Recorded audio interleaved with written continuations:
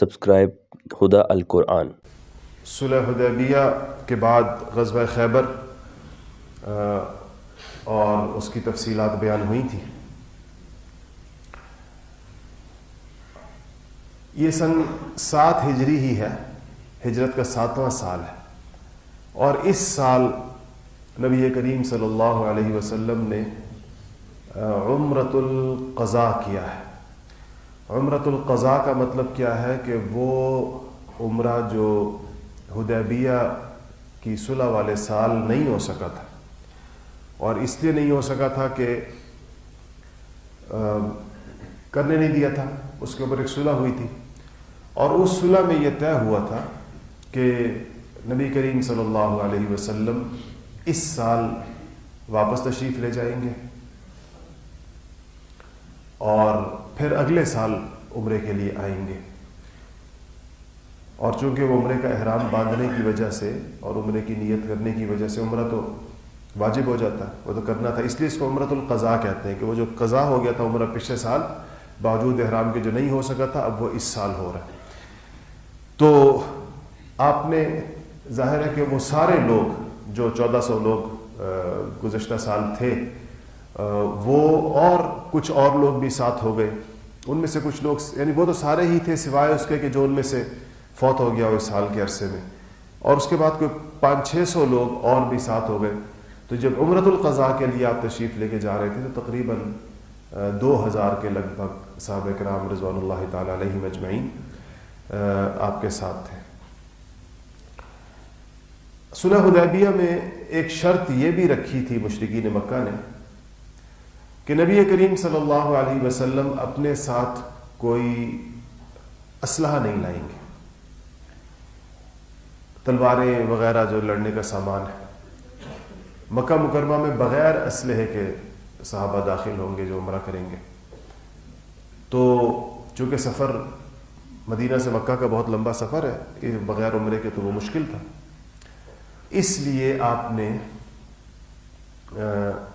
چونکہ یہ بغیر اسلحے کے داخلہ تو مکہ کے اندر طے تھا، سفر کے اندر جو اسلحہ ساتھ رکھا گیا تھا وہ تو تھا ساتھ، اور مکہ سے باہر ایک جگہ 200 صحابہ کرام کو وہاں پر چھوڑا گیا کہ وہ، اور سارا اسلحہ وہیں پر چھوڑ دیا گیا، جو تلواریں تھیں جو چیزیں تھیں، اور پھر آپ باقی حضرات کے ساتھ، یہ تقریباً مکہ مکرمہ سے 8 میل کے فاصلے پر ہی چھوڑ دیا گیا، پھر آپ باقی حضرات کے ساتھ جو 1800 لوگ تھے آپ گئے اور آپ نے عمرہ فرمایا۔ اور حضرت عبداللہ ابن رواحہ رضی اللہ تعالیٰ عنہ، آپ کی جو اونٹی تھی نبی کریم صلی اللہ علیہ وسلم کی، قصوہ کے نام سے، اس کے انہوں نے وہ مہار پکڑی ہوئی تھی اور بڑے اشعار پڑھ رہے تھے، اور اس کے بعد جب یہ لوگ انہوں نے عمرہ کر لیا ان باقی لوگوں نے، تو آپ نے پھر کچھ اور لوگوں کو بھیجا کہ وہ جائیں اور باہر وہ اسلحے کے ساتھ بیٹھے، اور جو لوگ اسلحے کی حفاظت کے لیے چھوڑے گئے تھے 200 لوگ، اب وہ آئے اور وہ عمرہ کر لے، پھر وہ آئے انہوں نے عمرہ کیا۔ حسب شرائط جو صلح حدیبیہ میں طے ہوئی تھی، عمرے کے بعد آپ کا 3 دن کا قیام کل آپ کا طے ہوا تھا کہ آپ جب اگلے سال آئیں گے عمرہ قضاء کے لیے تو آپ 3 دن قیام فرمائیں گے۔ تو 3 دن آپ مکہ میں مقیم رہے، اور اس دوران آپ کا نکاح ہوا حضرت میمونہ بنت الحارث ام المؤمنین حضرت میمونہ رضی اللہ تعالی عنہا سے۔ تو ان سے یہ آخری نکاح ہے جو حضور اکرم صلی اللہ علیہ وسلم نے فرمایا ہے۔ اس کے بعد جب آپ نے یہ نکاح ہوا تو آپ کی خواہش یہ تھی کہ حضرت میمونہ کی رخصتی اور ولیمہ یہ ادھر ہی ہو جائے، مکہ میں ہی ہو جائے، تو آپ نے مکہ والوں کو پیغام بھیجا کہ اگر معاہدہ تو ہمارا 3 دن رہنے کا ہے، تو اگر تم لوگ اس بات کی اجازت دو کہ حضرت میمونہ رضی اللہ تعالیٰ عنہ، یعنی میں نے جو بھی نکاح کیا تو اس کا ولیمہ یہاں پر ہو جائے مکہ مکرمہ کے اندر، اور رخصتی بھی ان کی ہو جائے، تو مشرکین مکہ نے بڑی ہی بے مروتی اور بڑی ہی ترش روئی کے ساتھ یہ جواب دیا کہ ہمیں آپ کے ولیمے کی ضرورت نہیں ہے، اور آپ جو ہے جو وعدہ ہمارے درمیان جو معاہدہ ہوا ہے اس کے مطابق آپ کے 3 دن جیسے ہی پورے ہو جائیں تو آپ مکہ مکرمہ سے چلے جائیں۔ اور آپ پھر اپنے وعدہ پورا کیا، آپ باہر تشریف لے آئے، اور مقام صرف ایک جگہ آتی ہے مکہ مکرمہ سے نکل کر مدینہ منورہ جاتے ہوئے، اب بھی آتی ہے رستے میں، اور یہ وہ جگہ ہے جہاں پر حضرت ام المؤمنین کا پھر آپ نے یہاں پر پڑاؤ ڈالا صرف کے اندر آ کر، اور یہاں سے آپ ایک اپنے غلام کو چھوڑ آئے تھے مکہ مکرمہ کے اندر، وہ ام المؤمنین کو لے کر یہاں پر آئے، نکاح تو ہو چکا تھا، اور یہاں ان کی رخصتی ہوئی. اور عجیب اتفاق ہے کہ ام المؤمنین حضرت میمونہ کی رخصتی بھی صرف میں ہوئی ہے، اور ان کا انتقال بھی پھر صرف کے مقام پر ہی ہوا، اور ان کی تدفین بھی صرف کے مقام پر ہی ہوئی ہے. آج بھی مدینہ منورہ جاتے ہوئے آپ کو ایک احاطہ نظر آئے گا، مکہ مکرمہ سے جب آپ جائیں گے اس احاطے کے اندر ام المؤمنین حضرت میمونہ رضی اللہ تعالی عنہا کی تدفین وہاں پر ہوئی ہے. جب آپ روانہ ہونے لگے مکہ مکرمہ سے تو ایک چھوٹی بچی دوڑتی ہوئی آئی اور چچا چچا کہتی ہوئی نبی کریم صلی اللہ علیہ وسلم کو پکارتی ہوئی آئی. تو پتہ چلا کہ یہ حضرت حمزہ رضی اللہ تعالیٰ عنہ کی بیٹی ہے جن کی شہادت ہو گئی احد کے اندر. تو وہ ساتھ جانے کے لیے، اس کی ماں کا بھی انتقال ہو گیا پیچھے سے، تو اب جب یہ ہوا تو یہ بچی آئی تو آپ نے کہا کہ ٹھیک ہے اس کو ساتھ لے لیں، اس بچی کو بھی. تو 3 صحابہ میں اختلاف ہو گیا کہ بچی کی کفالت کون کرے گا، اس چھوٹی معصوم بچی کی. حضرت علی رضی اللہ تعالی عنہ نے اس کو اٹھا لیا بچی کو فوراً، اور حضرت جعفر رضی اللہ تعالی عنہ اور حضرت زید ابن حارثہ رضی اللہ تعالی عنہ،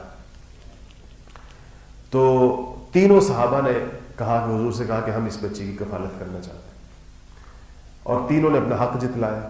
حضرت علی رضی اللہ تعالی عنہ نے کہا کہ یہ میرے چچا کی بیٹی ہے، یعنی حضرت حمزہ جو تھے حضرت علی کے چچا تھے، تو کہا کہ یہ میرے چچا کی بیٹی ہے، اس لیے میرا حق ہے کہ میں اس کی کفالت کروں.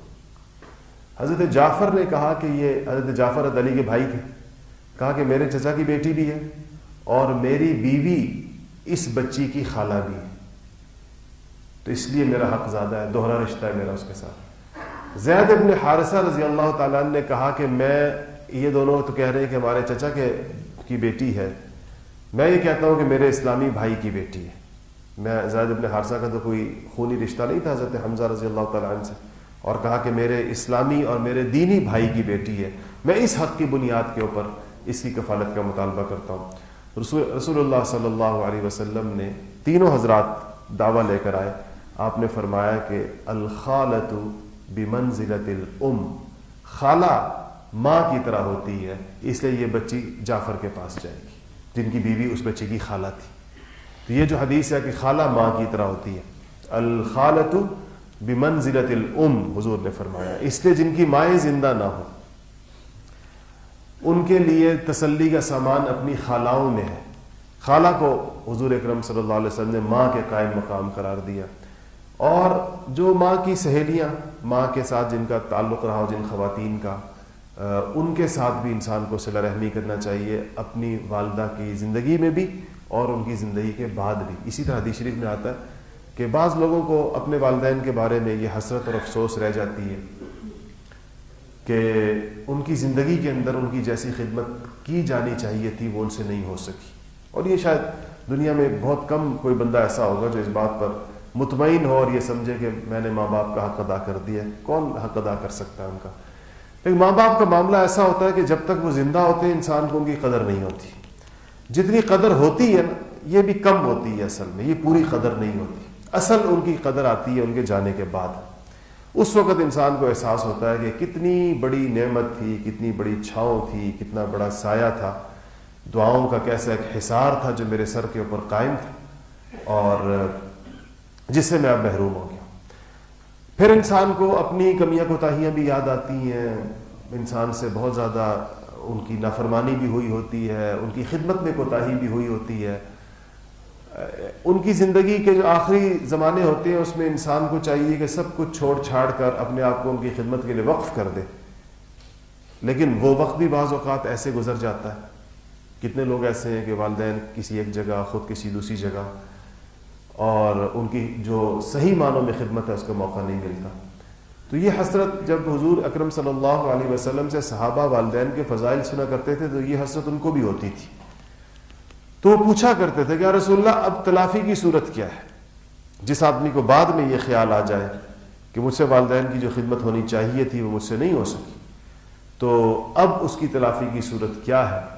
تو آپ صلی اللہ علیہ وسلم نے والد کے بارے میں یہ کہا تھا کہ ایک تو ان کے لیے ایصال ثواب کیا جائے، دوسرا یہ ہے کہ والد کے دوستوں کے ساتھ حسن معاشرت کی جائے، ان کے دوستوں کا خیال رکھا جائے، وہ لوگ جو والد کے تعلق والے ہوں۔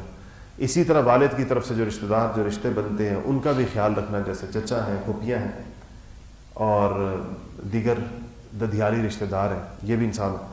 تو اسی طرح ماں کے بعد بھی آپ صلی اللہ علیہ وسلم کو حضرت خدیجۃ الکبریٰ رضی اللہ تعالی عنہ ام المؤمنین سے بہت زیادہ تعلق تھا، اور ان کی وفات کے بعد بھی آپ ان کو مستقل یاد رکھتے تھے، تو آپ کو یاد آتی رہتی تھی۔ تو آپ پھر حضرت خدیجہ کی جو سہیلیاں تھیں، جب کوئی چیز گھر کے اندر اچھی پکتی تھی یا کبھی جانور ذبح ہوتا تھا، گوشت ہوتا تھا، تو آپ باقاعدہ حضرت خدیجہ رضی اللہ تعالیٰ عنہ کی سہیلیوں کو بھیجا کرتے تھے، اور ان کی کوئی سہیلی آ جاتی تھی ملاقات کرنے کے لیے تو آپ اس کا بڑا اکرام فرمایا کرتے تھے، اور حتیٰ کہ دیگر امہات المؤمنین کو، یعنی حیرت، باقی امہات المؤمنین نے تو حضرت خدیجہ کو دیکھا نہیں تھا اکثریت، تو اس لیے ان کو بڑی حیرت ہوتی تھی کہ ان کے انتقال کو اتنا زمانہ بیت گیا ہو، تو مکہ مکرمہ میں بھی فوت ہو گئی تھی، اور مدینہ منورہ میں بھی حضور اکرم صلی اللہ علیہ وسلم ان کے واسطے سے آنے والوں کو یا ان کے تعلق والوں کا آپ اتنا زیادہ لحاظ رکھتے ہیں۔ تو یہ عمرۃ القضاء ہوا، اور اس سے پھر صحابہ کرام اس کے بعد واپس آئے، اور یہ ہوا میں نے جیسا بتایا کہ 7 ہجری کے اندر۔ 8 ہجری کے اندر ایک غزوہ ہوا ہے بہت مشہور، جس کا نام غزوہ موتا ہے۔ غزوہ موتا یہ جمادی الاول میں ہوا ہے سن 8 ہجری کے، اور ایسا ہوا کہ جب حضور اکرم صلی اللہ علیہ وسلم نے دعوتی خطوط روانہ کیے بادشاہوں کے نام، تو ایک خط آپ نے غسانی بادشاہ شرحبیل کے نام بھی جاری کیا، بھیجا اس کے نام بھی۔ تو یہ شرحبیل جو تھا یہ قیصر روم کی طرف سے شام کا امیر تھا۔ تو جب یہ وہاں پہنچے تو حضرت حارث رضی اللہ تعالیٰ عنہ، حارث ابن عمیر رضی اللہ تعالیٰ عنہ، جب یہ خط لے کر شام پہنچے شرحبیل کے پاس، تو اس نے اس صحابی کو شہید کر دیا جو خط لے کر آئے تھے۔ اس اپنے ساتھی کی شہادت، اپنے صحابی کی شہادت پہ آپ صلی اللہ علیہ وسلم نے 3000 صحابہ کا لشکر روانہ فرمایا موتا کی طرف، ان کے قتل کا بدلہ لینے کے لیے۔ دیکھیں یہ جو دینی تعلقات ہوتے ہیں نا، آج کل تو تعلق کے اندر غیرت نہیں رہی۔ نبی کریم صلی اللہ علیہ وسلم عفو و درگزر کے پیکر تھے، لیکن اپنے صحابہ پر آپ نے ہمیشہ غیرت کی۔ حضرت عثمان غنی کی شہادت کا جب آپ کو پتہ چلا کہ ان کے اوپر ان کو یعنی غلط اطلاع آئی کہ شہید ہو گیا، آپ نے اسی وقت صحابہ سے بیعت علی الموت لی کہ اب ہم اس کے اوپر لڑیں گے اور عثمان کے قصاص کا بدلہ دیا جائے گا۔ یہاں پر آپ کے سفیر کو شہید کیا گیا، تو آپ نے یہ نہیں کہا کہ چلو جی خیر ہے، قربان ہو گیا، شہید ہو گیا، اللہ جنت میں چلا گیا۔ آپ نے اس کا بدلہ لینے کا طے کیا، اور 3000 صحابہ کا لشکر تیار کیا گیا کہ وہ جائیں گے اور جا کر بھاگیں۔ اچھا، یہ لشکر اس طرح، اس میں ایک عجیب بات یہ ہوئی کہ آپ صلی اللہ علیہ وسلم نے اس میں یک کے بعد دیگرے 3 امیر مقرر کیے۔ مثلا آپ نے کہا کہ اس لشکر کے امیر زید ابن حارثہ ہوں گے، اور اگر وہ شہید ہو جائیں تو جعفر بن ابی طالب ہوں گے، اور جعفر بن ابی طالب بھی اگر شہید ہو جائیں تو عبداللہ ابن ابی رواحہ ہوں گے، انصاری تھے۔ اور پھر اگر عبداللہ بھی شہید ہو جائیں تو پھر مسلمانوں کی مرضی ہے کہ جس کو بھی اپنا امیر بنا لے۔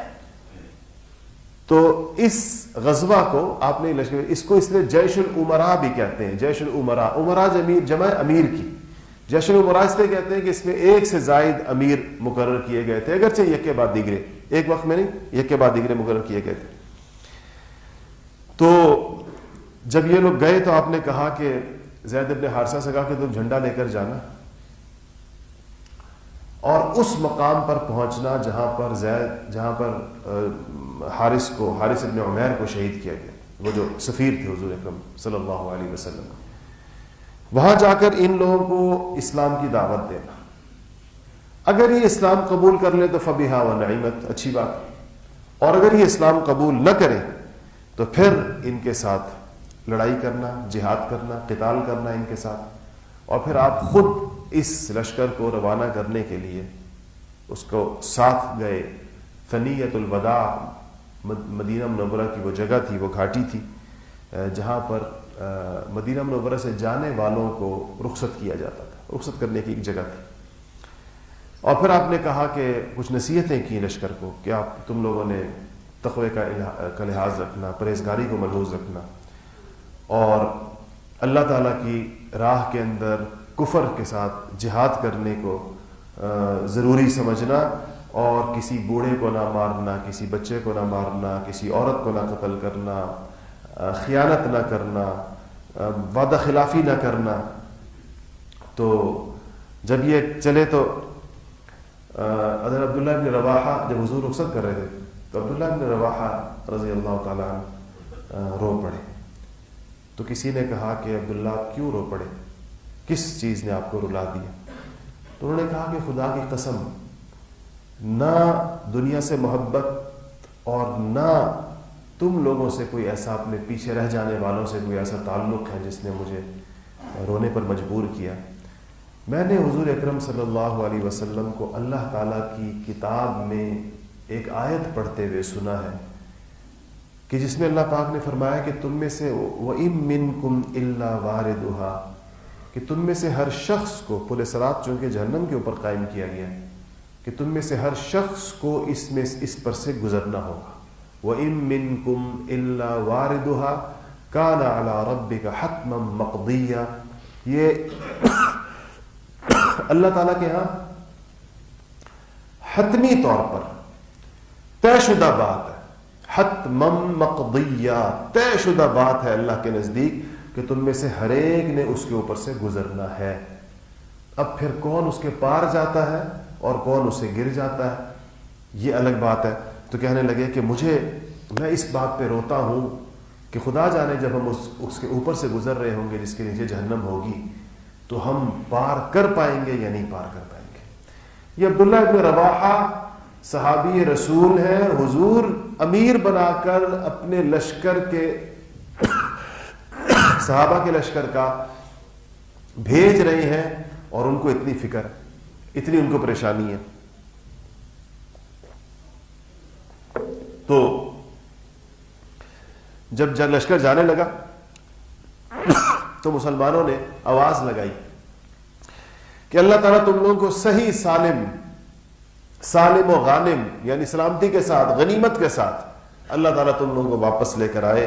تو عبداللہ ابن رواحہ نے کہا کہ شعر پڑھا، ان کا نہیں، لکننی اسأل الرحمن مغفرۃ، کہا کہ میں اللہ تعالیٰ کی ذات سے واپسی نہیں، مغفرت چاہتا ہوں، اور اس جہاد کے اندر ایسے کاری زخم اپنے جسم پر چاہتا ہوں جو زخم خون کے جھاگ پھینکتے ہیں، جن زخموں سے خون کا جھاگ نکلتا ہے، میں اس قسم کے زخم چاہتا ہوں کہ مجھے اللہ تعالیٰ کے رستے کے اندر لگے۔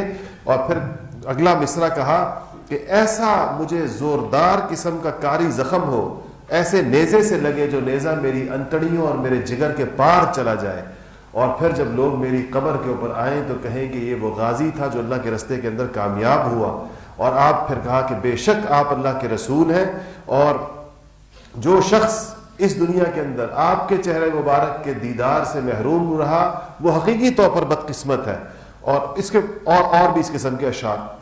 جب یہ لوگ چلے اور شرحبیل کو، جو شام کا بادشاہ تھا، غسانی کو، جب اس کو پتہ چلا کہ حضور صلی اللہ علیہ وسلم نے 3000 کا لشکر بھیجا، تو وہ 1,00,000 لوگوں کے 1,00,000 کے لشکر کے ساتھ مقابلے کے اوپر آیا۔ آپ حیران ہوں گے، 1,00,000 کا لشکر اس نے جمع کیا مقابلے کے لیے، اور اس نے ہرقل کو، بادشاہ کو، یعنی قیصر کو، جس کو اس نے پیغام بھیجا کہ میں حضور کا لشکر آ رہا ہے، 1,00,000 بندے لے کر میں جا رہا ہوں، آپ بھی کمک لے کر آئیں، امداد لے کر آئیں۔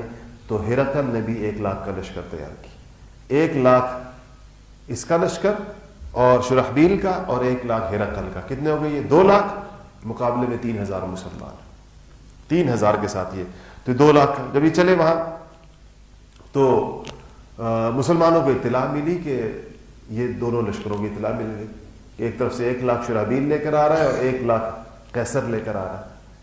تو کچھ لوگوں نے، جو لشکر کے لوگ تھے مسلمانوں کے صحابہ، انہوں نے کہا کہ حضور صلی اللہ علیہ وسلم کو اطلاع دینی چاہیے، حضور کو اطلاع دینی چاہیے کہ 3,000 کے مقابلے میں 2,00,000 لوگ آ رہے ہیں، مقابلہ کیا جائے یا مدینہ شریف واپسی کر لی جائے.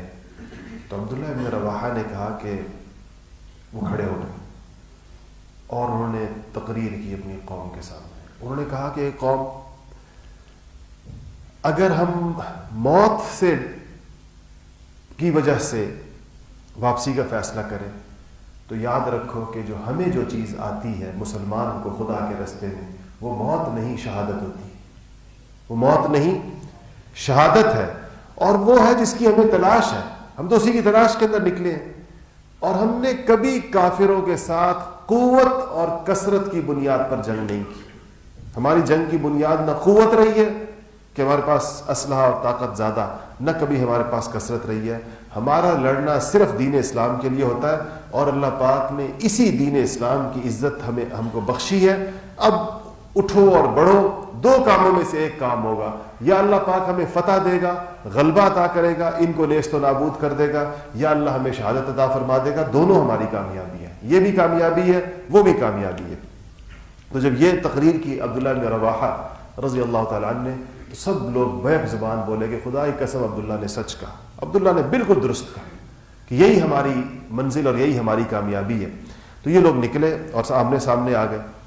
اور اب جیسا میں نے بتایا ترتیب تھی، سب سے پہلے زید ابن حارثہ کے ہاتھ میں لشکر کے ہاتھ میں جھنڈا تھا، امیر تھے. ان کے بعد جعفر طیار، جعفر بن ابی طالب، اور ان کے بعد یہی عبداللہ ابن رواحہ جنہوں نے تقریر کی تھی، تیسرے نمبر کے امیر یہ تھے. تو زید ابن حارثہ بڑے آگے بڑی جوامردی کے ساتھ لڑے، اور جیسے حضور نے ایک طرح سے حضور نے یہ تو نہیں کہا تھا کہ یہ شہید ہو جائیں گے، لیکن جو آپ نے 3 امیر مقرر کیے، پھر تینوں کی شہادت کے بعد بھی کہا یہ ہو جائے دوسرا تیسرا. صحابہ کہتے ہیں ہم اس وقت سمجھ گئے تھے کہ تینوں شہید ہوں گے اس کے اندر. تو زید ابن حارثہ شہید ہوئے، ان کی شہادت پہ جعفر طیار نے جھنڈا لیا، اور پھر جعفر طیار شہید ہوئے، اور پھر ان کے بعد جھنڈا عبداللہ ابن رواحہ کے ہاتھ میں آیا. عبداللہ ابن رواحہ کہتے ہیں وہ تھوڑی دیر کے لیے میں ٹھٹکا، جیسے میرے نفس نے 1 منٹ کے لیے مجھے وہ کیا. تو پھر اس کے بعد میں نے اپنے آپ کو سمجھایا کہ یہی تو میں نے بھی تقریر کی لوگوں کے سامنے، نفس کو میں نے اپنے سمجھایا. پھر میں آگے بڑھا، پھر وہ شہید ہوئے. اس کے بعد جو ہے جب یہ تینوں شہید ہوئے تو مسلمانوں نے سوچا کہ اب کیا کیا جائے. تب جو ہے وہ لشکر کی قیادت جو ہے وہ دی گئی حضرت خالد بن ولید رضی اللہ تعالیٰ عنہ. اچھا یہ تو موتا میں ہو رہا ہے، موتا ہے شام کے اندر. نبی کریم صلی اللہ علیہ وسلم مدینہ میں ہے. جب یہ لڑائی اب یہ سفر ہوا ہوگا، خدا جانے کتنے دنوں کے اندر یہ لوگ مدینہ سے شام پہنچے ہوں گے، اور کس دن یہ آمنے سامنے آئے ہوں گے. جس دن یہ لوگ آمنے سامنے آئے اور یہ لڑائی شروع ہوئی، آپ صلی اللہ علیہ وسلم مسجد نبی کے اوپر مسجد نبی میں تشریف لے آئے اور آ کے ممبر پہ بیٹھے. آپ کے بیٹھنے سے سارے صحابہ آ کر سامنے آ کر اس طرح بیٹھ گئے جیسے آپ لوگ بیٹھے. اب آپ نے یہاں مدینہ منورہ میں اپنے ممبر پر مسجد نبوی کے اندر بیٹھ کر موتا کے اندر جو غزوہ جاری ہے اس کی کارگزاری بیان کرنا شروع کر دی، بالکل جو ہو رہا تھا جس وقت کے اندر. اور آپ نے کہا کہ زید ابن حارثہ کے پاس جھنڈا ہے اور زید بہادری کے ساتھ لڑے، اور پھر فرمایا کہ زید شہید ہو گئے. صحابہ نے پڑھا انا للہ، یہ مدینہ میں بیٹھ کر. پھر آپ نے کہا کہ اب جھنڈا جعفر طیار کے پاس ہے اور اب جعفر لڑ رہے ہیں، اور آپ نے کہا کہ جعفر شہید ہو گئے. صحابہ نے کہا انا للہ و انا الیہ راجعون. پھر آپ نے کہا جھنڈا عبداللہ ابن ابی رواحہ کے پاس. آپ نے کہا کہ عبداللہ ٹھٹکا. وہ جب عبداللہ اپنے بارے میں کہتے ہیں میرے دل کے اندر آئے، تو آپ نے کہا عبداللہ. تو انصار بیٹھے ہوئے تھے مجمع کے اندر، تو انصار کہتے ہیں کہ جب حضور نے یہ کہا نا کہ عبداللہ ٹھٹکا، تو ہمارے دل اچھل کے حلق کے اندر آ گئے کہ خدا نہ کرے. یہ دو تو مہاجر تھے پہلے دونوں، یہ پہلے انصاری امیر تھے. ہم نے کہا ایسا نہ ہو کہ عبداللہ ابن ابی رواحہ کوئی ایسا کام کر لیں کہ جو انصار کے لیے ساری زندگی کے اندر شرمندگی کا باعث ہو، کہیں جنگ سے پیچھے نہ ہٹ جائیں، کہیں یہ نہ ہو جائے. لیکن حضور نے صرف اتنا کہا کہ عبداللہ ٹھٹکا. پھر آپ نے کہا کہ عبداللہ آگے بڑھا اور عبداللہ شہید ہو گیا. تو انصار کہتے ہیں کہ ہماری جان میں جان آئی کہ اللہ کا شکر ہے کہ ہمارا ساتھی بھی پیچھے نہیں ہٹا. پھر صحابہ پریشان، یہ سن رہے حضور کی بات، جس طرح کمنٹری نہیں ہو رہی ہوتی، رننگ کمنٹری جس کو کہتے ہیں، اس طرح حضور اکرم صلی اللہ علیہ وسلم گیا. آپ نے کہا کہ اور اب جھنڈا آیا خالد کے ہاتھ، سیف من سیوف اللہ، اللہ کی تلواروں میں سے ایک تلوار خالد کا. اور پھر اس کے بعد حضرت خالد بن ولید بڑی بہادری کے ساتھ لڑتے ہوئے اس 2 لاکھ کے لشکر کو پچھاڑنے کے اندر، پیچھے کرنے کے اندر، جو مسلمانوں پر عمدہ چلا آ رہا تھا اس کے اندر کامیاب ہو گئے. اور اس کے بعد بیچ کے اندر جنگ بندی ہوئی اور ان لوگوں نے یعنی مزید آگے آ کر مسلمانوں پر حملہ. یہ تو نہیں موتا کے بارے میں کہا جا سکتا کہ مسلمانوں نے ان 2 لاکھ لوگوں کو قتل کر دیا وہ کیا، لیکن کم سے کم مسلمانوں نے اس کے بعد اس حملے کو ان کے جب وہ آپس میں لڑے ان کو پسپا ضرور کر دیا. اور وہ لوگ اس کے بعد پھر دوبارہ اس صرف 3000 کے لوگوں کے سامنے دوبارہ وہ نہیں آئے. یہ وہ موقع تھا کہ جب خالد کو حضور اکرم صلی اللہ علیہ وسلم کی جانب سے سیف اللہ کا خطاب ملا. سیف من سیوف اللہ، اللہ تعالیٰ کی تلواروں میں سے تلوار ہے حضرت خالد ابن ولید رضی اللہ تعالیٰ عنہ. خالد فرماتے ہیں کہ موتا کے اندر میرے ہاتھ سے لڑتے لڑتے 9 تلواریں ٹوٹی کافروں کی گردنوں کے اوپر. 9 تلواریں میں نے توڑی. اور کہتے ہیں کہ ایک یمنی تلوار تھی آخری جو کہ میرے ہاتھ میں باقی رہ گئی. خالد جرنیل تھے بڑے زوردار. احد کے اندر بھی 500 انہوں نے ہی پلٹا تھا مسلمانوں کے خلاف، اس وقت تک مسلمان نہیں ہوئے تھے. کہتے ہیں کہ لوگ تو میرے پاس تھوڑے تھے. اگر ان 2 لاکھ لوگوں کو اس بات کا یقین ہو جاتا کہ مسلمان واقعی صرف 3000 ہیں اور کوئی ان کی اور لوگ نہیں ہیں ان کے ساتھ، تو شاید ان کے حوصلے بڑے بلند رہتے. حضرت خالد رضی اللہ تعالیٰ عنہ نے ایک اسٹریٹجی یہ اپنائی کہ انہوں نے جو لوگ، میں نے آپ کو پہلے بتایا تھا کہ 5 حصے ہوتے ہیں لشکر کے. ایک کو میمنہ کہتے ہیں، دائیں طرف والے کو میسرہ کہتے ہیں، مقدمہ کہتے ہیں جو آگے والا ہوتا ہے، ساقہ کہتے ہیں جو پیچھے والا ہوتا ہے، اور قلب کہتے ہیں جو درمیان والا ہوتا ہے. تو حضرت یہ لوگ تو پہلے دن تو ان لوگوں نے دیکھ لیا کہ مقدمہ میں کون ہے، آگے کون ہے، ساقہ میں کون ہے، میمنہ کون ہے، میسرہ کون ہے. خالد ابن ولید نے اگلے دن یہ اسٹریٹجی تبدیل کی کہ انہوں نے سب کی پوزیشنز چینج کر دی. میمنہ کو میسرہ کر دیا یا پیچھے کر دیا، پیچھے والوں کو آگے کر دیا، آگے والوں کو دائیں کر دیا، درمیان والوں کو آگے کر دیا. اب جب اگلے دن وہ لوگ مقابلے کے اندر آئے تو انہوں نے سوچا تو نئے لوگ ہیں سارے کے سارے، یہ تو کل والے ہیں ہی نہیں. کل تو فلانے جگہ پر فلانا کھڑا ہوا تھا، فلانے جگہ فلانا کھڑا ہوا تھا، کچھ چہروں کی شناسائی ہو گئی ہوگی ان کو. انہوں نے سوچا کہ دوسرے دن انہوں نے باقی لشکر خدا جانے کہاں چھپایا ہوا ہے، جہاں سے یہ بندے لا لا کر یہ پوزیشنیں چینج کر رہے ہیں ان کی. اس پر ان کے اوسان اور حوصلے پست ہو گئے صرف اس حضرت خالد ابن ولید رضی اللہ تعالیٰ عنہ کی اس اسٹریٹجی کے اوپر. تو اس پر جو ہے وہ اللہ جل شانہ نے اسی کے اوپر مسلمانوں کو فتح عطا فرمائی اور ان کو کچھ غنیمت کا سامان بھی ملا جو وہ لوگ چھوڑ کر گئے. اور آپ حیران ہوں گے کہ 3000 کے لشکر کا 2 لاکھ کے ساتھ مقابلہ ہے اور اس 2 لاکھ کے لشکر کو پسپا کر دیا، پچھاڑ دیا. اور شہید کتنے مسلمان ہوئے اس میں؟ صرف 12 لوگ شہید ہیں. صرف 12 شہادتوں کے اوپر اللہ جل شانہ نے 2 لاکھ کے لشکر کو پسپا کر دیا. ان میں یہ 3 تو امیر تھے مشہور جو تینوں حضرات ہیں، زید بن حارثہ، جعفر بن ابی طالب، عبداللہ بن ابی رواحہ، اور باقی دیگر صحابہ جو باقی جو 9 لوگ ہیں وہ اتنے زیادہ اس کے اندر معروف نہیں. تو یہ تھا غزوہ موتا. اور اس میں نبی کریم صلی اللہ علیہ وسلم کو جو بہت خود گھر کا جو صدمہ پہنچا وہ جعفر بن ابی طالب کی شہادت تھی. اور حضور اکرم صلی اللہ علیہ وسلم کو حضرت جعفر سے بہت زیادہ محبت تھی، بہت زیادہ. جعفر کی اہلیہ فرماتی ہیں کہ آپ صلی اللہ علیہ وسلم نے کو تو خبر ہو گئی، میں نے بتایا کہ ابھی لشکر نہیں آیا ہے، آپ کو تو وہیں بیٹھے ہوئے جس طرح پتہ چل گیا. تو آپ گھر آئے اور آپ نے حضرت جعفر کے بچوں کو بلایا. اور جب ان کے بچوں کو بلایا تو آپ نے جعفر کے بچوں کو سینے سے لگایا اور آپ کی آنکھوں سے آنسو جاری ہو. حضور کو حضرت جعفر کے بچوں کو اپنے سینے سے لگا کر روتے ہوئے جب حضرت اسماء بنت امیس نے جب دیکھا جو اہلیہ تھی جعفر کی تو وہ سمجھ گئیں کہ جعفر شہید ہو گئے.